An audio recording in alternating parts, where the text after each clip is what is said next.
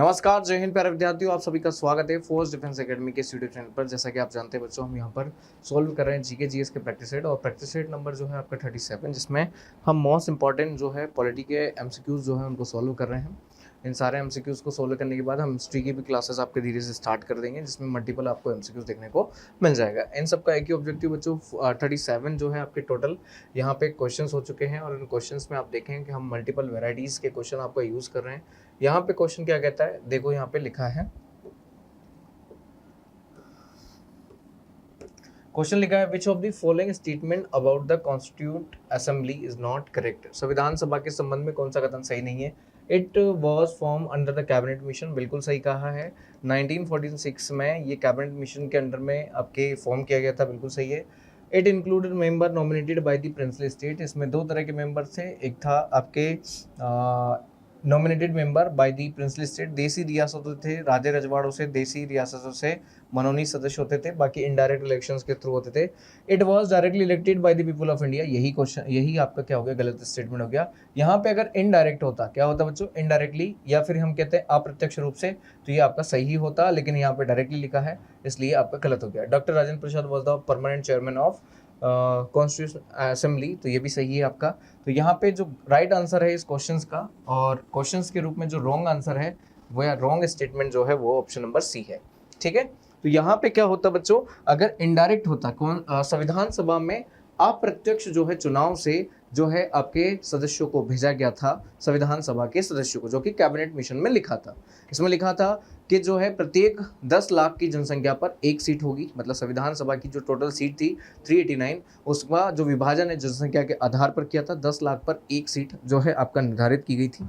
इसी तरह से यहाँ पर देखा जाए तो आप देखेंगे कि ये जो आपके कुछ इलेक्शंस के थ्रू और कुछ राजे रजवाड़ों में नॉमिनेशन के थ्रू आपके अपॉइंट होते थे। चलिए अगला क्वेश्चन है, which article of the Indian constitution deals with the amendment procedure. भारतीय संविधान का कौन सा अनुच्छेद जो है संविधान संशोधन की प्रक्रिया के बारे में बताता है। 360 बच्चों वित्तीय आपातकाल है, ये ऑप्शन नहीं है। 365 भी ऑप्शन नहीं है। 370 ये जो जम्मू कश्मीर को लेकर था। राइट आंसर हो जाएगा 368। आर्टिकल नंबर 368 जो है इस बात को वेरीफाई करता है, किस बात को वेरीफाई करता है, संविधान के संशोधन के बारे में। किसके बारे में बच्चों, संविधान के संशोधन के बारे में, अर्थात संविधान संशोधन की प्रक्रिया है, यानी अमेंडमेंट जो आपकी प्रक्रिया है वो लिखी है आपके अनुच्छेद नंबर 368 में। Who was the vice president of the constitute assembly, संविधान सभा के उपाध्यक्ष कौन थे बच्चों। यहाँ पे आप देखेंगे डॉक्टर भीमराव अंबेडकर, यहाँ पे मसौदा या जिसे हम ड्राफ्टिंग कमेटी कहते हैं, ड्राफ्टिंग कमेटी के चेयरमैन थे, जिन्हें आपके भारतीय संविधान का जनक भी कहा जाता है। जवाहरलाल नेहरू नहीं थे, यहाँ पे सरदार वल्लभ भाई पटेल भी नहीं थे। कौन थे, एच.सी. मुखर्जी। एच.सी. मुखर्जी जो है संविधान सभा के आपके क्या थे, उपाध्यक्ष थे। अध्यक्ष कौन थे, डॉक्टर सच्चिदानंद सिन्हा अस्थायी, डॉक्टर राजेंद्र प्रसाद स्थायी। अगला क्वेश्चन है, the constitution describe India as a union of states. बताइए किस स्टेट में लिखा है कि India is a union of states. तो आर्टिकल नंबर 1 जो है इस बात को वेरीफाई करता है कि India is a union of states. इसका मतलब है यहाँ पे दो चीजें इस आर्टिकल में मेंशन की गई है। इंडिया डेट इज भारत, क्या लिखा है बच्चों, India that is Bharat shall be union of the states, और इस बात में ये रेक्टिफाई किया गया है कि भारत कह लो या इंडिया कह लो, बात एक ही है। साथ ही साथ में लिखा है शैल बी यूनियन ऑफ स्टेट, अर्थात भारत जो है राज्यों का संघ होगा। ठीक, तो ये लिखा है अनुच्छेद नंबर 1 में। अगला है, which of the following is not a source of Indian constitution. इनमें से कौन सा भारतीय संविधान का स्रोत नहीं है। ब्रिटिश कॉन्स्टिट्यूशन बिल्कुल है बच्चों, हमने पार्लियामेंट्री सिस्टम, इसके साथ साथ हमने आपके सिटीजनशिप एंड बहुत सारे वेरियस सोर्स हमने ब्रिटेन से लिए हैं। अमेरिका से सबसे इंपॉर्टेंट है फंडामेंटल राइट्स। जर्मन से जो है हमने लिया है आपका, यहाँ पर आप देखेंगे जर्मन से लिया है फाइनेंशियल मतलब इमरजेंसी, और लास्ट में आता है चाइनीज कॉन्स्टिट्यूशन से हमने कुछ भी अडॉप्ट नहीं किया। नाउ नेक्स्ट अगला है, the Indian constitution came into force. बताइए भारतीय संविधान कब लागू हुआ। 26 जनवरी 1947, 15 अगस्त 1947, 26 जनवरी 1950, 26 नवंबर 1949। हमारा संविधान बनकर रेडी हो चुका था, यानी बन गया था बच्चों, वो बन गया था 26 नवंबर। इसलिए 26 नवंबर को प्रतिवर्ष हम जो है संविधान दिवस के रूप में मनाते हैं। कौन सा दिवस बच्चों? संविधान दिवस के रूप में मनाते हैं। और संविधान लागू हुआ बच्चों कब? 26 जनवरी 1950 में। तो यही डेट है संविधान लागू होने की। इस डेट में बस 15 आर्टिकल को, 15 अनुच्छेद को जो है लागू करके छोड़ दिया गया था। बाकी सब आर्टिकल लागू किए गए कब? इस वाली डेट में। The constitution assembly of India adopted the constitution on, बताइए भारतीय संविधान सभा ने संविधान को कब अंगीकार किया? है ना, यहाँ पे देखो अंगीकार करना, अडोप्टेड एंड लाइक इम्प्लीमेंट करना, ये दोनों अलग अलग है। तो यहाँ पे राइट आंसर हो जाएगा ऑप्शन नंबर सी, है ना, 26 नवंबर 1949। Now next, the drafting of the Indian constitution was completed, संविधान का मसौदा कब पूरा होकर तैयार हो गया था? बच्चों ड्राफ्ट जो है संविधान का बहुत इंपॉर्टेंट है। 1948 में जब ड्राफ्टिंग कमेटी ने अपनी रिपोर्ट सबमिट की तो उसी समय संविधान का मसौदा जो है क्या हो चुका था? तैयार हो चुका था। तो 1948 is the right answer for this questions. Now next, the Indian constitution was in force 26 January in the comrade, बताइए 26 जनवरी को इसलिए लागू किया गया क्योंकि यह स्मृति थी स्वतंत्रता दिवस के लिए, है ना, यह स्मृति भारत छोड़ो आंदोलन के लिए, पूर्ण स्वराज के लिए, और यह स्थिति थी जो है संविधान सभा का गठन के लिए नहीं। ये option number C is the right answer for this question. बच्चों एक सेशन होता है लाहौर में, कहाँ पर? लाहौर में, है ना, लाहौर में एक सेशन होता है 1929 में। लाहौर बच्चों एक नदी के किनारे जिसका नाम है रावी। इस सेशन के चेयरमैन होते हैं जवाहरलाल नेहरू। कौन होते हैं? जवाहरलाल नेहरू।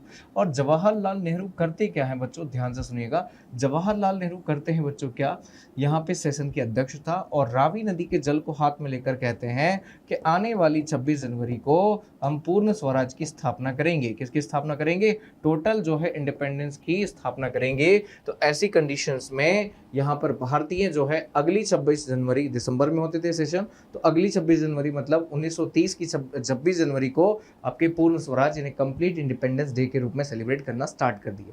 हमने सोचा हम आज़ाद हो जाएंगे तो उस दिन को हम हिस्टोरिकल बना देंगे, लेकिन आज़ाद हो गए 15 अगस्त 1947। हमने सोचा संविधान बन जाएगा तब हम इसे हिस्टोरिकल बना दें, लेकिन संविधान बन गया अगला कब? 26 नवंबर 1949 में। तो फिर हमें इस डेट को एज अ रिकमेंड करना पड़ा। 15 आर्टिकल उस समय लागू किए, बाकी आर्टिकल को छोड़ दिया, मतलब अब 26 जनवरी 1950 में लागू किया। The idea of concurrent list was borrowed from, बताइए कहाँ से आइडिया बोरो किया? बच्चों ऑस्ट्रेलिया के संविधान से हमने जो है 7वीं अनुसूची में 3 प्रकार के लिस्ट है। कितने प्रकार की लिस्ट है बच्चों? 3 प्रकार की। पहली है यूनियन लिस्ट, क्या है? यूनियन लिस्ट, है ना, यूनियन फॉर द यूनियन। फिर है स्टेट लिस्ट, क्या है बच्चों? स्टेट लिस्ट जो कि है राज्यों के लिए। और फिर है बच्चों कॉन्करेंट, क्या है बच्चों? कॉन्करेंट लिस्ट, क्या है बच्चों? Concurrent list. ये कॉन्करेंट लिस्ट है आपके किसके लिए? दोनों के लिए, स्टेट और यूनियन दोनों। The basic structure of doctrine was pronounced in the case of, मूल संरचना का सिद्धांत जो है किस केस में आपका यहाँ पे लिया गया था? गोलकनाथ नहीं, मिनर्वा मिल्स नहीं, शंकरी प्रसाद नहीं, केशव बनान भारती केस जो है इसमें लिया गया था बेसिक स्ट्रक्चर को लेकर। अगला है the secular character was the constitution was impulsed in which case, बताइए संविधान में धर्मनिरपेक्ष जो प्रकृति के मामले है वो किस में रेखांकित किए गए? गोलकनाथ में, इंदिरा सहनी केस में, या आपके एसआर बॉम्बे केस में, या बेरूबारी केस में? बच्चों एसआर बॉम्बे जो केस है इसमें सबसे पहली बार सेक्युलर वर्ड को यूज किया गया। Who said the following about the constitution, it is a lawyer आपके पैराडाइज, यहाँ वकीलों का स्वर्ग है बच्चों। इसके बारे में संविधान में के बारे में किसने कहा? बच्चों हमारा संविधान ऐसा है बच्चों जिसमें कुछ ना कुछ बातें तोड़ मरोड़ कर प्रस्तुत की जाती है, और इसका सबसे ज्यादा जो फायदा है वो वकील को पड़ता है। किसको पड़ता है? वकील को। और वकील को आप सब जानते हैं, काला कोट। ये कहा था लोअर जिग्निस ने। किसने कहा था बच्चों? लोअर जिग्निस। राइट आंसर है option number C. The constitution of India was originally written in which script, बताइए भारत का संविधान मूल रूप से किस लिपि में लिखा गया था? लिपि पूछा है बच्चों, क्या Roman Devanagari, only Devanagari, only Devanagari या उर्दू? बच्चों राइट आंसर हो जाएगा ओनली देवनागरी। देवनागरी में लिखा गया था कौन सा? भारत का संविधान। अगला है which country constitution was the first to be printed the book form, बताइए किस देश का संविधान सबसे पहले पुस्तक के रूप में प्रकाशित हुआ? क्या यूएसए का था, क्या फ्रांस का था, क्या इंडिया का था, या स्विट्जरलैंड का? बच्चों इन सब में जो सबसे करेक्ट आंसर होगा वो होगा हमारा प्यारा भारत। भारत का संविधान इसमें विश्व में सबसे बड़ा संविधान है, और वो भी रिटन है। कैसा है बच्चों? रिटन, और वो भी कैसा है? बुक फॉर्म में है। कैसा है? बुक फॉर्म में। अगला है which schedule of the Indian constitution contains the anti defection laws, है ना, बताइए किस आपके अनुसूची में लिखा है एंटी डिफेक्शन लॉज, अर्थात दल बदल कानून कहाँ लिखा है बच्चों, कहाँ लिखा है दल बदल कानून। बच्चों मैंने जब भी आपको कहा है कि दा से दा और दा से दस, है ना, दा से दा और दा से दस, इन्हें 10th शेड्यूल में लिखा है क्या, दल बदल कानून। तो राइट आंसर हो जाएगा हमारा कौन सा, 10वां, है ना। उसके अलावा और भी देख लेते हैं बच्चों। 8वीं में लिखी है भाषाएं, क्या लिखी है बच्चों, भाषाएं, जिन्हें हम कहते हैं लैंग्वेजेस, है ना। 9वीं में लिखी है बच्चों क्या, भूमि सुधार, लैंड रिफॉर्म्स, क्या लिखा है बच्चों, भूमि सुधार, जिसे हम कहते हैं लैंड रिफॉर्म्स, है ना। और अगला है 11वीं, इसमें लिखा है पंचायत, क्या लिखा है बच्चों, पंचायत। और 12वीं में लिखा है बच्चों 12th में, जिसका नाम है आपका नगरीय निकाय, क्या है, नगरीय निकाय, जिसे हम कहते हैं बच्चों क्या, म्युनिसिपैलिटीज, क्या कहा जाता है, म्युनिसिपैलिटीज। ऐसे ही आपको अगर ध्यान रखना है तो सेकंड में जो लिखा है बच्चों वो लिखा है वेतन, दूसरी अनुसूची में वेतन, और थर्ड में लिखा है बच्चों क्या, शपथ, क्या लिखा है, शपथ। ये कुछ इंपॉर्टेंट जो है आपकी क्या है यहाँ पर शेड्यूल है, स्केड्यूल्स हैं, जिन्हें आपको थोड़ा सा क्या करना है, ध्यान रखना है। 1 से लेके तो 12 तक, वर्तमान में 1 से 12 है, जब मूल संविधान बना था तो 1 से 8 थी, आज कितनी हो गई है, 4 और बढ़ गई, तो कितनी हो गई है आपका, 12 हो चुकी है, ठीक। तो ये ध्यान रखिएगा। नाउ नेक्स्ट अगला है, the concept of judicial review was borrowed from the which of the countries. बताइए न्यायिक पुनर्वलोकन की अवधारणा भारत में किस देश से ली गई, यूके एंड यूनाइटेड किंगडम नहीं सर, जर्मन नहीं सर, फ्रांस नहीं, यूएसए से लिया गया है बच्चों जुडिशियल रिव्यू का, है ना। तो हमारे यहाँ क्या होता है बच्चों, जो भी एग्जीक्यूटिव और लेजिस्लेटिव का काम होता है, जैसे कार्यपालिका जिसे हम कहते हैं बच्चों क्या, एग्जीक्यूटिव, है ना, क्या कहते हैं बच्चों, एग्जीक्यूटिव, क्या कहते हैं, एग्जीक्यूटिव, एंड साथ ही साथ में लेजिस्लेटिव, क्या है, लेजिस्लेटिव। लेजिस्लेटिव मतलब होता है विधायिका, क्या होता है बच्चों, विधायिका। अब जैसे क्या होता है कि विधायिका का काम होता है कानून बनाना, कानून बनाकर लागू करने का काम होता है एग्जीक्यूटिव का। बट जो जुडिशरी होती है, यानी जो न्यायपालिका जो होती है बच्चों, ये न्यायपालिका विधायिका द्वारा और कार्यपालिका द्वारा लागू कानून का रिव्यू करती है कि क्या ये कानून वाकई में कॉन्स्टिट्यूशन वैल्यूज के इक्वल है या नहीं है। इन सब बातों को वेरीफाई करने का काम है जुडिशियल रिव्यू, जो कि यूएसए से लिया गया है। अगला क्वेश्चन है, which act made by the governor general of India direct representative of the British crown. किस अधिनियम के द्वारा गवर्नर जनरल को ब्रिटिश क्राउन का प्रत्यक्ष जो है प्रतिनिधि बनाया था बच्चों। ये अधिनियम था 1858 का, जिसमें क्या किया गया था, डायरेक्ट रिप्रेजेंटेटिव बनाया था ब्रिटिश क्राउन का। बिकॉज उस समय क्या हुआ था, क्रांति हुई थी, क्रांति के कारण पूरा स्ट्रक्चर इनको बदलना पड़ा, और वो था आपका 1858, ठीक। The Indian constitution guarantees freedom of the speech and expression under the article. बताइए भारतीय संविधान में वाक और अभिव्यक्ति की स्वतंत्रता कहाँ लिखी गई है बच्चों। 14 जो है ये कहता है विधि के समक्ष समानता, है ना, क्या कहता है, विधि के समक्ष समानता और विधियों का समान संरक्षण, है ना, equality before law and equal protection of laws, वो लिखा है कहाँ, आर्टिकल नंबर 14 में। आर्टिकल नंबर 19 में लिखा है guarantees freedom from speech and expression, अर्थात ये कहता है बच्चों किसी भी व्यक्ति को बोलने की आज़ादी, क्या है, बोलने की आज़ादी, क्या है बच्चों, बोलने की आज़ादी। फिर अगला है हमारा रिलीजियस फ्रीडम, वो लिखा है हमारे किसमें, आर्टिकल नंबर 25 में। अगला है अपराध, अगर कोई व्यक्ति अपराध कर लेता है तो उसके संबंध में जो है उसको प्रोटेक्शन दिया जाता है, संरक्षण दिया जाता है, वो लिखा है सॉरी आर्टिकल नंबर 21 में आपका right to life, right to life and personal liberty, right to life and personal liberty, ये लिखा है कहाँ, 21 में, ठीक। प्राण एवं दैहिक स्वतंत्रता का अधिकार जिसे हम कहते हैं, है ना। तो राइट आंसर आपका हो जाएगा ऑप्शन नंबर बी। और इसी बी में आपका क्या लिखा है बच्चों, तो यहाँ पे ध्यान देने योग्य बातें हैं। बी में आपका प्रेस की स्वतंत्रता लिखा है।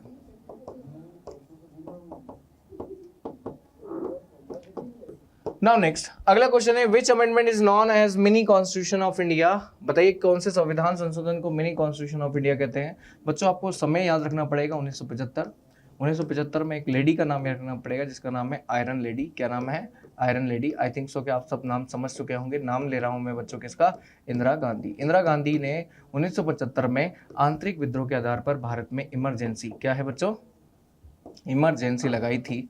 इमरजेंसी मतलब आपातकाल लगाया था, और आपातकाल जो लगाया जाता है बच्चों, वो लगाया जाता है अनुच्छेद नंबर 352 के प्रयोग से। ठीक, राष्ट्रपति इसकी घोषणा करता है, और राष्ट्रपति को घोषणा करवाने वाली प्रधानमंत्री और उनकी मंत्रिपरिषद होती है, इसलिए इंदिरा गांधी का नाम ज़्यादा आता है। ठीक, यहाँ पर क्या हुआ कि आपातकाल लग गया भाई साहब। आपातकाल लगने के बाद क्या होता है, ध्यान से सुनिएगा, इंदिरा गांधी संविधान में बहुत बड़ा संशोधन करती है, और उस संशोधन को कहा जाता है 42nd कॉन्स्टिट्यूशन अमेंडमेंट एक्ट 1976, 42वां संविधान संशोधन अधिनियम 1976। तो राइट आंसर हो जाएगा ऑप्शन नंबर बी, जो कि हुआ था कब, 1976 में।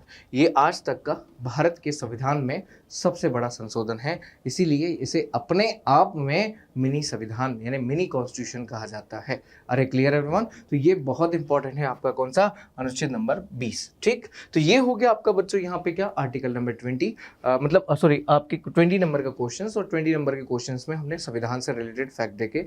नेक्स्ट जो है वो आपका हिस्ट्री से होगा। हिस्ट्री में भी आपको बहुत सारी चीज़ें हैं, तो उन सारी चीज़ों को देखकर आपके जो है यहाँ पे मल्टीपल एमसीक्यूज करवा जाएंगे, ताकि आपका प्रैक्टिस बेटर हो। ठीक, तो इसी के साथ इस सेशन को हम दी एंड करते हैं। आप सभी को बता दें कि एनडीए और सीडीएस का जो बैच है वो 24 सितंबर से स्टार्ट होने वाला है, और साथ ही साथ में जो आपका एयरफोर्स के जो बैच है आफ्टर एग्जाम यानी 25 को जब एग्जाम हो जाएगा, तो 2 अक्टूबर से स्टार्ट होने वाला है।